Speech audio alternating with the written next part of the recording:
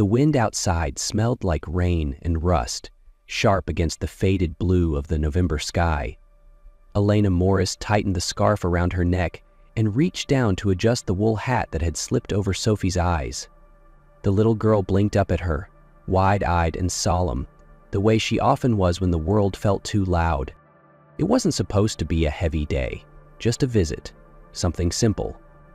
Elena didn't have the money for outings or big adventures, but the local shelter allowed drop-ins, and Sophie had always been drawn to animals, gentle, curious, quiet in their own way, just like her.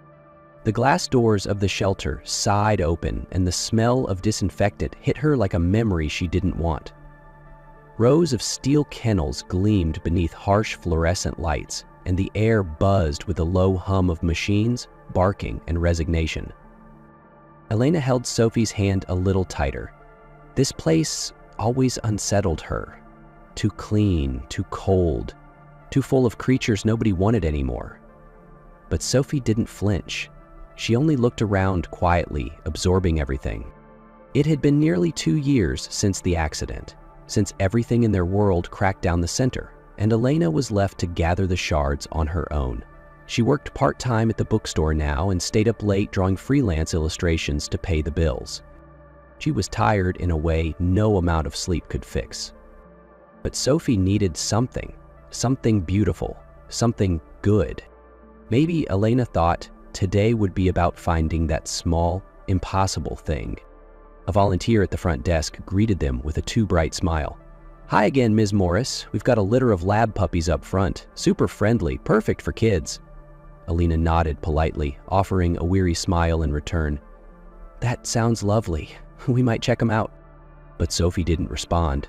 Her small hand slipped from Elena's grasp, and before her mother could stop her, she was already padding quietly down the hallway. "Sophie," Elena called gently, quickening her steps. "We're not supposed to go back there, honey." But the little girl didn't turn around. Her steps were slow, steady, as though pulled forward by something silent. With each step, the sounds of barking and excited yelps grew dimmer until they vanished altogether.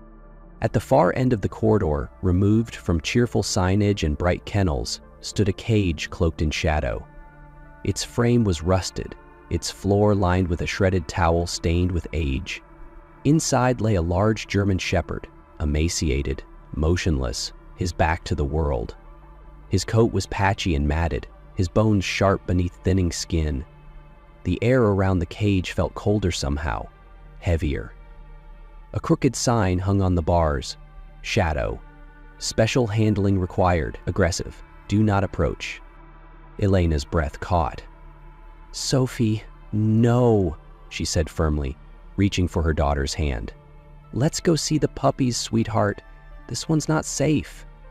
But Sophie didn't move. Her little face turned toward the cage, unreadable. Then the dog stirred. Not gently, not with curiosity. It was a twitch, subtle at first, then stiff. His muscles locked tight, like a coiled spring pressed to breaking. A low, fractured growl broke the silence. It wasn't loud, but it cut through the air like a blade dragged across glass. The kind of sound that didn't scream anger but warning, a broken soul holding the last shreds of defense. Shadow didn't lift his head. He didn't need to. The tension in his body said everything. "Don't come closer. I don't trust you. I won't survive again." Elena froze, her breath catching in her throat. The air around them seemed to grow denser, sharper. This wasn't the bark of a bad dog. It was the raw noise of something once loyal, now cornered by ghosts. A staff member rushed over, her voice tight with concern. "Hey, I'm sorry, he's not available. He's being evaluated later this week. Please don't get too close." Elena nodded quickly, pulling Sophie gently back. The dog hadn't even looked at them, but Sophie just stood there, quiet, watching, not afraid, not yet, just waiting. Sophie didn't speak. She simply sat down, folding her legs on the cold floor like she was settling in to read a story. Her little hands rested quietly in her lap, and her gaze never left the battered dog inside the cage. She made no sudden moves, no sound, just silence and stillness. like she understood that too much kindness too quickly could feel like a threat to someone who had only known pain.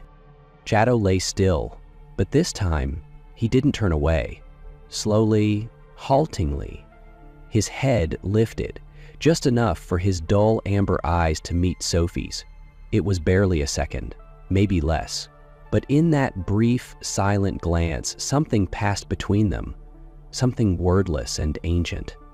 Recognition, as though he had seen her before, as though she was not a stranger but something familiar. Safe. Alina crouched beside her daughter, unsure whether to pull her away or let her stay.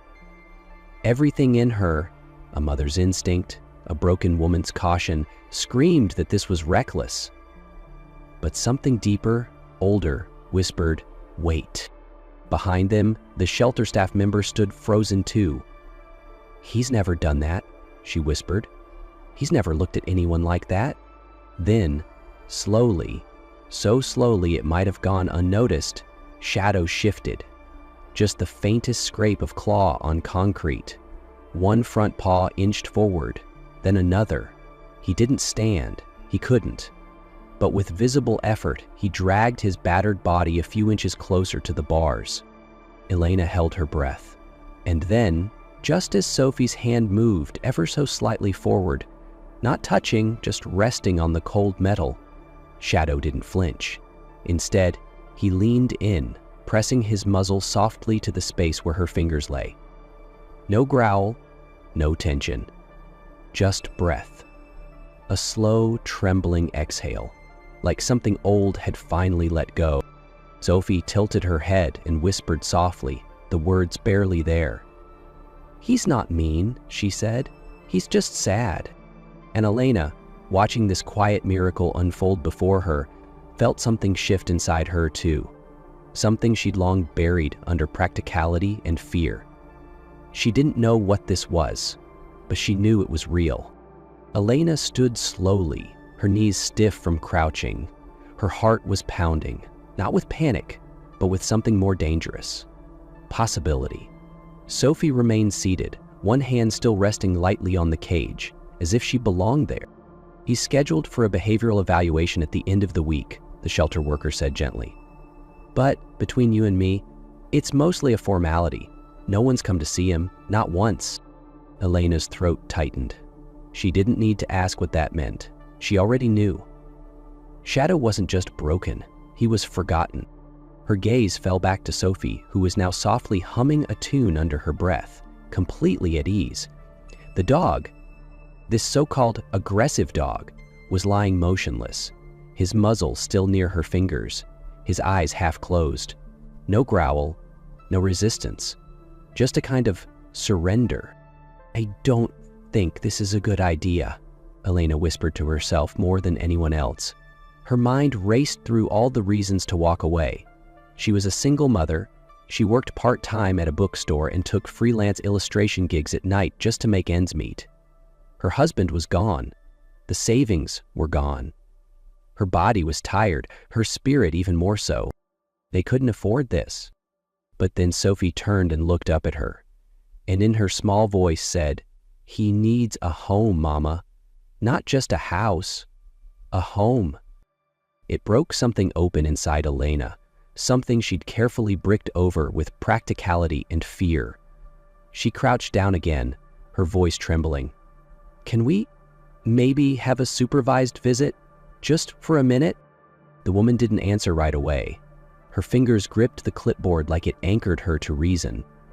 "He has a record of aggression," she said quietly.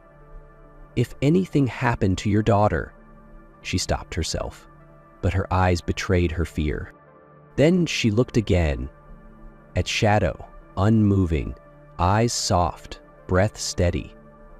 At Sophie, calm and still, as if nothing in the world could shake her. A flicker crossed the woman's face, not fear this time, but awe. "I've never seen him like this," she murmured. Her voice broke slightly. Maybe he's been waiting for her." She knelt, hands trembling slightly as she unlatched the cage. "Stay close to the door. I'll be right here." and when Elena placed Sophie gently inside, Shadow didn't growl, didn't shy away. He crawled forward, slow and deliberate, and laid his head in the little girl's lap like he had finally come home. And just like that, Elena knew. "I'd like to adopt him," she whispered. The first few days were harder than Elena expected, and she hadn't expected ease to begin with. Shadow was too weak to stand on his own. His legs trembled under the weight of his own body, and sometimes they gave out completely. Elena borrowed a sling from the shelter, carefully wrapping it under his belly to help him outside for short, unsteady walks.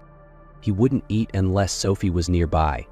Even then, it was a slow process. One bite at a time, as though he'd forgotten what it meant to trust even his own hunger. The vet visits were sobering. Severe malnutrition, skin infections, a respiratory condition edging toward pneumonia. There were medications, too many, fluids, injections, special diets. The bills piled fast, and Elena watched the numbers climb with the same helplessness she felt when she'd first stared at the wreckage of her life. She maxed out her credit card, paused her own prescriptions, skipped meals more often than she admitted just to make sure Shadow had what he needed. But through every sacrifice, Elena held on to one quiet belief, that this broken dog, somehow, could bring something back into Sophie's life that had gone missing. Joy, laughter, light. Her daughter had lost too much, too soon, and if Shadow could give even a piece of that back, then it was worth it. And maybe, just maybe, helping him heal could help Elena too. She saw something in his eyes, something wounded but still waiting, a hope that hadn't died, only gone quiet, and she wanted to protect it. Not just for him, for herself too. Sophie never wavered. Every morning, she brought her favorite picture book to the old blanket where Shadow lay curled by the heater. She sat beside him cross-legged and read to him slowly, tracing each word with her finger. Her voice stumbled often, but she never stopped. At first, Shadow didn't react, but by the end of the first week, his ears twitched. His nose shifted toward her. And then, one quiet afternoon, his tail moved. Just once. It was nothing, it was everything. From that moment on, the changes came slowly, but steadily. He began to eat without hesitation. His steps, though still shaky, grew more certain. His breathing, once labored and wheezy, turned deeper and steadier. Patches of fur that had fallen out began to return, thin, soft, hopeful. It happened just past midnight. Elena had come home late from her shift at the bookstore. She was too tired to eat, too tired to think. She barely managed a shower and wrapped herself in a blanket before collapsing into bed. The house was still, the heater humming in protest against the cold. She had just started to drift off when she heard it. A growl, low, urgent, and then claws scuffing rapidly across the floor.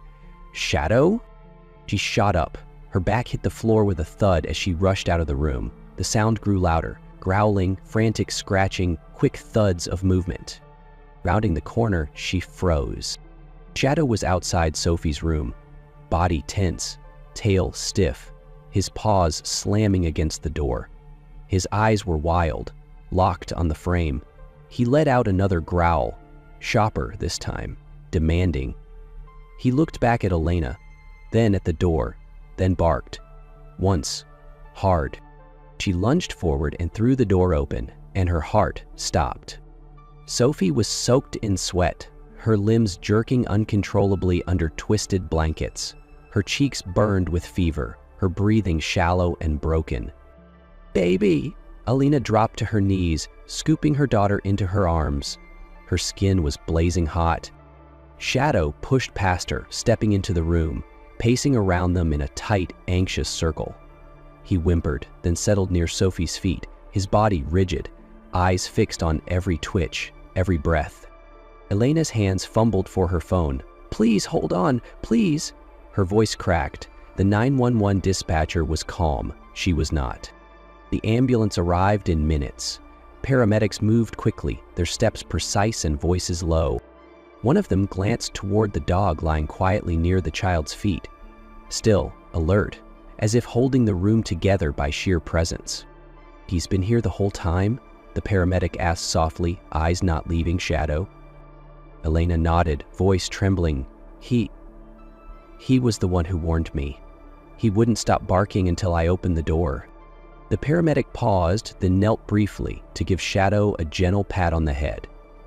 "Well," she murmured, almost to herself, "that might have saved her life." At the hospital, Elena sat curled in a plastic chair, her daughter finally resting, her face pale but peaceful. Shadow lay at her feet, his body stretched protectively beneath the cot, alert and unmoving. Elena looked down at him, her eyes brimming. The days after Sophie's fever scare passed in a blur of recovery and quiet gratitude. Shadow rarely left her side. He followed her from room to room, alert but gentle, his body always positioned between her and the world. He no longer flinched at sudden noises.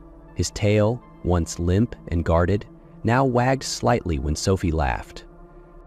For Elena, something had shifted too. She no longer saw a rescue case, she saw a guardian. Someone who had chosen to protect her child, not because he had to, but because he wanted to. She found herself watching him differently, curious, even reverent. Who was this dog who had come into their lives so broken, and yet stood so bravely when it mattered most?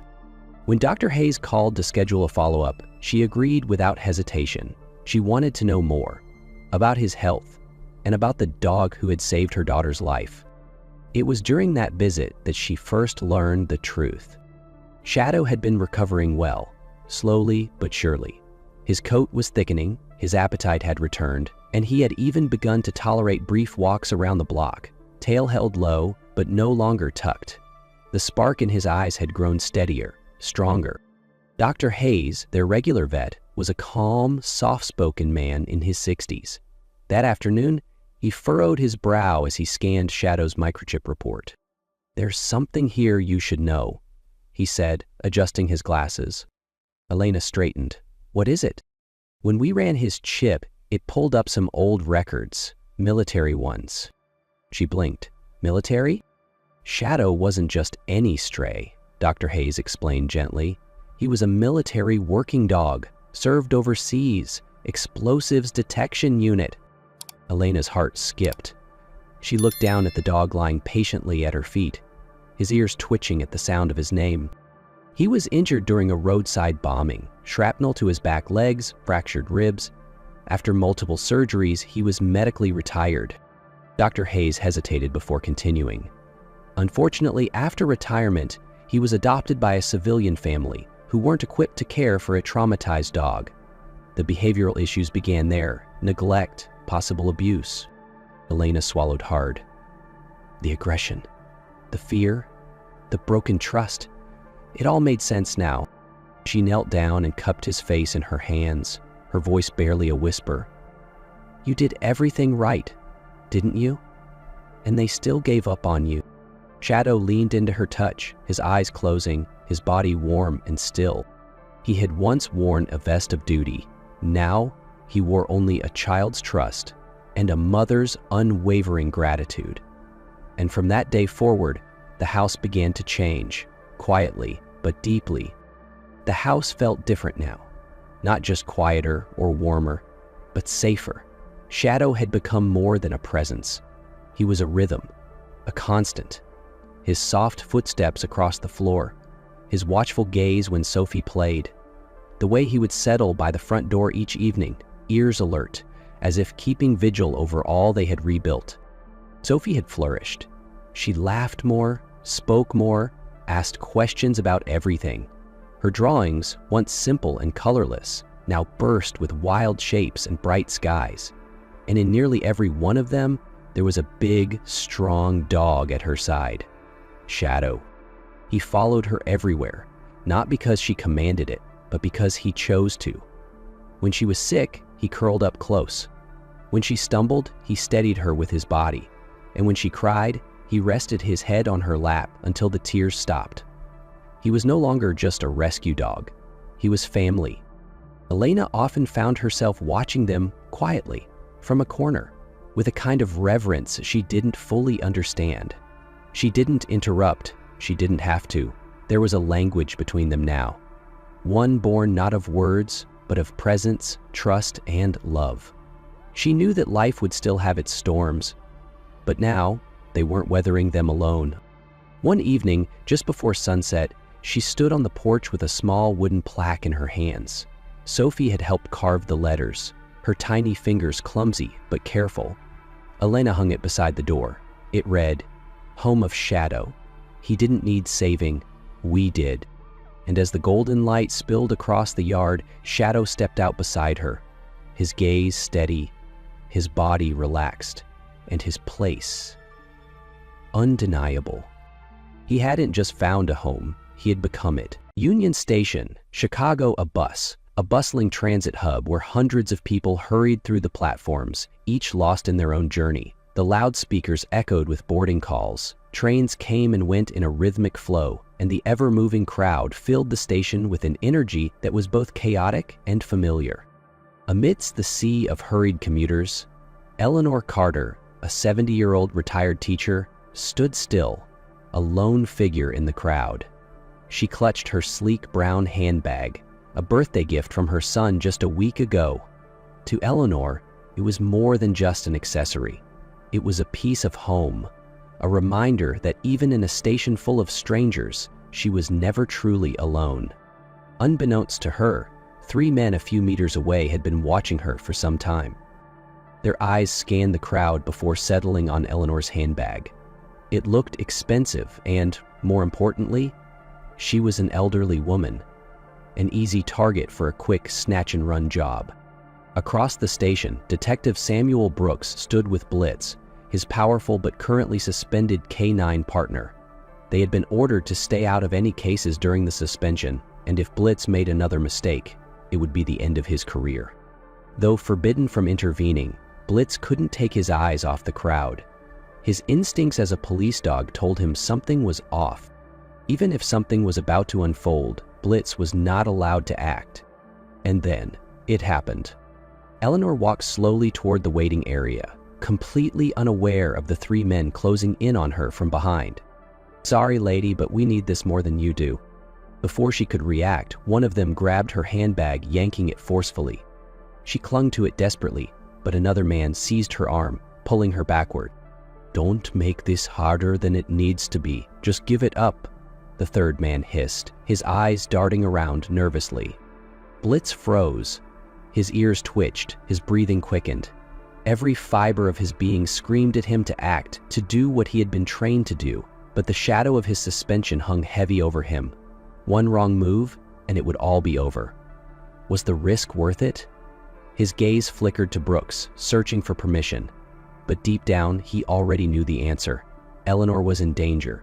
He couldn't stand by and do nothing. Brooks saw the struggle in Blitz's eyes. He placed a firm hand on the dog's head, a silent command. "Not now, Blitz." His voice was firm but low.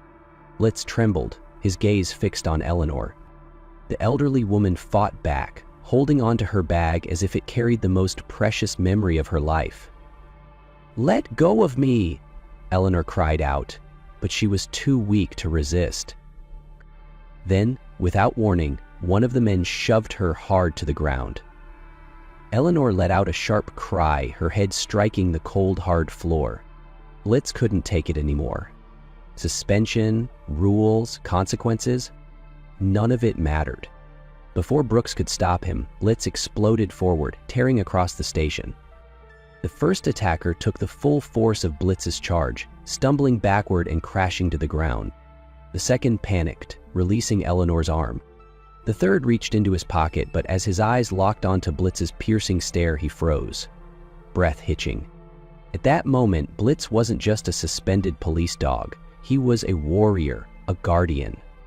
A loud whistle sounded as station security rushed in, prompting the attackers to scatter into the crowd. Blitz remained still, muscles tense, breathing heavy. He knew he had broken the rules. But as he looked at Eleanor, lying on the ground but alive, he knew he had done the right thing. Eleanor was taken to the hospital shortly after the incident, her head injury not severe, but leaving her dazed and suffering temporary memory loss. Meanwhile, on social media, videos and images of Blitz spread like wildfire. The nation praised the heroic canine for protecting an elderly woman from harm. But no one knew the truth. Blitz had broken the rules. One by one, all videos featuring Blitz were mysteriously taken down, erased as if someone was deliberately covering up the event. While Eleanor was lucky to be alive, as she checked her bag, her breath caught in her throat. Something precious was missing. Her late husband's necklace, a cherished keepsake she had carried for years, was gone. A wave of deep sorrow washed over her. She didn't care about anything else. She just needed to get it back. Desperate, she pleaded with the police to investigate, but when they asked her for details, Eleanor couldn't remember anything useful. Do you recall who took it? Can you describe any of the men? But all Eleanor could do was shake her head in frustration. In the chaos, she hadn't seen who had snatched the necklace, couldn't recall their faces, or even pinpoint the exact moment it was taken. A crushing sense of helplessness settled in. I know I had it, but I can't remember what happened, Eleanor whispered, her voice trembling with frustration and despair. The police promised to look into it, but she could tell they weren't taking it seriously. Her heart ached, not just for the missing necklace, but for the helplessness of not being able to do anything to help herself. Her mind was blank, but deep inside, a growing unease gnawed at her. Why couldn't she remember? Why had her necklace disappeared? And most importantly, why did this attack feel like more than just a random robbery? After being discharged from the hospital, Eleanor still couldn't recall what had happened during the attack. The emptiness in her memory only made her more desperate. Meanwhile, Blitz was ordered to return home for the remainder of his suspension. Brooks received a strict warning from his superiors. If Blitz makes another mistake, he will never be allowed back into the force. Blitz didn't fully understand human rules, but he could sense Brooks' tension. At the same time, police were investigating a high-profile case involving a dangerous criminal organization. The only problem? The only known connection to this organization was a group of street criminals they had previously hired. And on the day of Eleanor's attack, intelligence reports suggested that a group of these hired criminals had been seen at Union Station. The question was clear. Were the men Blitz took down the very criminals working for the organization? But there was one major problem. No one could remember their faces. That's when Brooks realized Blitz might be their only chance. He proposed to his superiors. Blitz can identify these men. If we let him take part in the investigation, he could help crack the case and prove that he still belongs in the force. The higher-ups agreed, but with one condition. Blitz can join the investigation, but you, Brooks, cannot. Brooks knelt beside Blitz, placing his hand gently on the dog's head. Hey, buddy, this time you have to go alone. Blitz looked up at him, eyes filled with uncertainty. Brooks sighed, his voice calm but full of encouragement. I know you want me by your side. And believe me, I want that too, but this is your chance to prove yourself. Blitz's ears drooped, his brown eyes glistening. He nudged his head against Brooks' chest, letting out a soft whimper.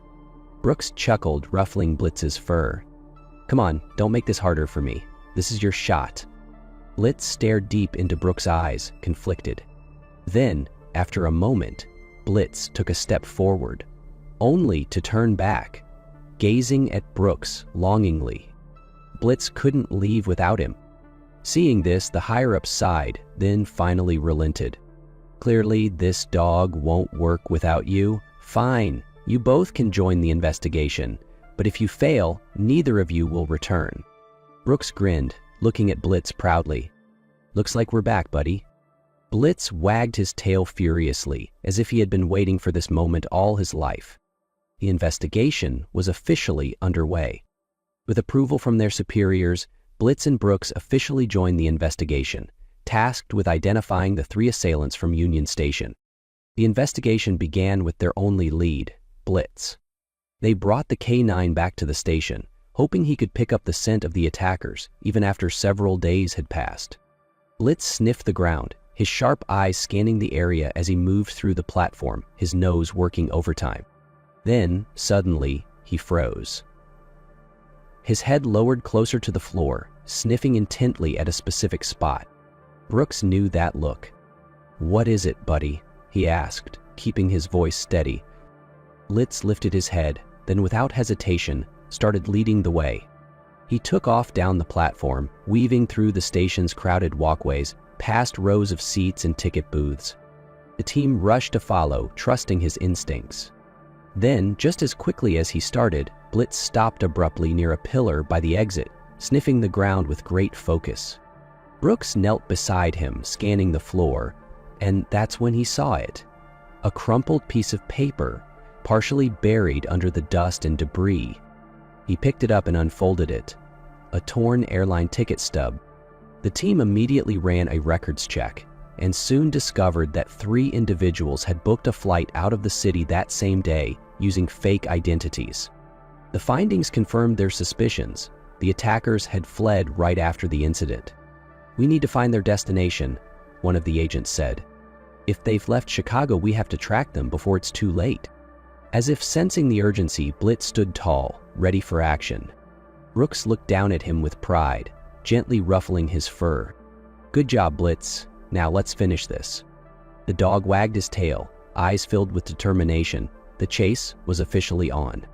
Using the torn airline ticket, the investigative team quickly traced the suspect's flight, discovering that they had landed in New York. Without hesitation, Brooks, Blitz, and the Special Task Force immediately set off, following their trail. Upon arriving at JFK International Airport, Blitz was brought to the security checkpoint where the suspects had passed through earlier. The K-9 lowered his head, took a deep sniff, and moved cautiously, his nose skimming the floor as he tracked a familiar scent. Then suddenly, Blitz snapped to attention, ears perked, and rushed toward one of the boarding gates. Brooks and the team hurried after him, their hearts pounding. They arrived at an international flight gate, and there, one of the suspects was about to board a plane, attempting to flee the country. Blitz growled lowly, his sharp eyes locking onto the man. The suspect looked up, and his face drained of color. His eyes darted toward the exit, his body tensing for a split second before he bolted. He shoved past a row of passengers, sending luggage tumbling to the floor. But he had made one crucial mistake. He had underestimated Blitz. The K-9 was already in motion, weaving through the crowd with predator-like precision. Before the suspect could reach the gate, Blitz leapt, knocking him off balance. A second later, Brooks and the task force closed in, pinning him to the ground. The second suspect had hidden inside a restroom, thinking he was safe. But Blitz wasn't fooled. He sniffed his way straight to the door, barking sharply. Within moments, officers stormed in and apprehended the second man. The final suspect, the most dangerous of the 3, sat calmly in the VIP lounge, pretending to be an innocent traveler. But Blitz knew better. He approached slowly, sniffing the air, then let out a loud bark right in front of the man. Security personnel moved in immediately, searching his bag, and found a concealed firearm. All 3 suspects were arrested on the spot, and during interrogation, they couldn't hide the truth. "We were just hired for a different job," one of them admitted. "Then why did you attack the old lady at the station?" an agent demanded. "That was random. We just wanted to grab whatever valuables we could." The suspect sighed, knowing there was no point in lying. The attack on Eleanor had never been part of their original plan, but that single mistake led to their downfall. With this confession, law enforcement traced the case back to a larger criminal network, opening the doors to a much bigger investigation. Blitz hadn't just solved a case, he had become the key to bringing down an entire criminal organization. Brooks knelt beside him, ruffling the dog's fur with pride. "You just saved a lot of people today, buddy." Blitz wagged his tail proudly, his eyes gleaming as if he knew he had done the right thing. After the case was successfully closed, Eleanor received a call from the police, informing her that they had recovered her missing necklace from the confiscated stolen goods. She rushed to the police station. The moment she saw the necklace, Her hands trembled with emotion. "I thought I had lost this forever," Eleanor whispered, her voice breaking. She gently ran her fingers over the pendant, memories of her late husband flooding back, bringing tears to her eyes. When Eleanor saw Blitz, she knelt down, softly stroking his head, her gaze filled with gratitude. "You're an amazing boy, Blitz. If it weren't for you, I would have lost the most precious thing in my life." Blitz licked her hand gently, as if to reassure her that everything was all right now. Meanwhile, Blitz's story became a sensation across social media. Millions of people shared photos of the heroic canine, calling him America's hero. Under growing public support and recognition of Blitz's outstanding bravery, his suspension was reevaluated. Finally, the decision was made. Blitz and Brooks were fully reinstated, their suspension lifted completely. When Brooks heard the news, he couldn't hide his smile, kneeling beside Blitz and wrapping an arm around him. "We're back, buddy." Blitz wagged his tail excitedly, his eyes gleaming with happiness. Soon after, both were invited to join an elite canine training program where they would work alongside other skilled teams to take on even greater missions and save more lives. As Brooks and Blitz prepared to leave for their next assignment, Eleanor stood near the police station's exit, watching her two heroes with deep gratitude. Blitz suddenly stopped, hesitating before following Brooks. Instead, he turned back, his deep brown eyes locking onto Eleanor's gaze. And it wasn't just a simple glance, it carried something more profound. Eleanor knelt slightly, reaching out to stroke his fur one last time. In his eyes, she saw a silent message, a quiet plea for her to take care of herself. Blitz tilted his head slightly, as if making sure she understood. A gentle breeze swept through, but Eleanor remained still, her gaze following Blitz as he prepared to depart. Then, as if saying one last farewell, Blitz wagged his tail softly, his eyes warm yet determined, before turning back to Brooks. Eleanor smiled, her eyes glistening but filled with peace.